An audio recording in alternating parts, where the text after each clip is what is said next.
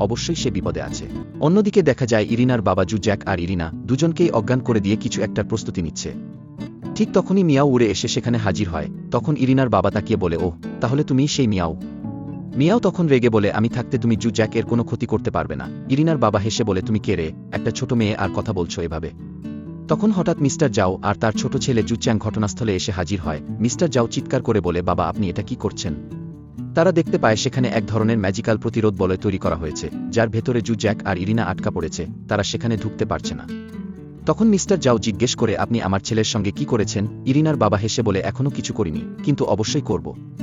যখন এই অশুভ বাচ্চারা জন্মাবে তখন তোমার ছেলের মৃত্যু অবশ্যম্ভাবী। মিস্টার জাও তখন অবাক হয়ে বলে, মানে ইরিনার পেটে যে বাচ্চা আছে সেটা অশুভ আত্মা? এটা বলে সে একদম হতবাক হয়ে তাকিয়ে থাকে। ঠিক তখনই ইরিনার বাবা মিস্টার জাও আর চ্যাংয়ের উপর ম্যাজিক করে, যার ফলে তাদের গলায় কিছু একটা ফাঁসিয়ে দেওয়া হয়, যাতে তারা শ্বাস নিতে কষ্ট পায়। তখন মিয়াও সঙ্গে সঙ্গে নিজের ম্যাজিক দিয়ে সেই ম্যাজিক ভেঙে ফেলে।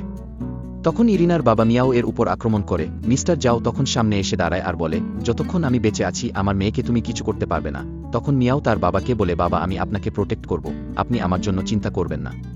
তারপর ইরিনার বাবার দিকে ফিরে চিৎকার করে বলে, তুমি জানো না তুমি কার সঙ্গে লড়তে এসেছো? আমার বাবা অনেক ব্যস্ত থাকে নরক দুনিয়ায়, তাই আমি এসেছি তার মেয়ে এই পৃথিবীতে, এখন আমি তোমাকে শিক্ষা দেব। এই বলে মিয়াও উড়ে যায় আর যত অশুভ আত্মা সেখানে ছিল সবগুলোকে গিলে ফেলতে শুরু করে।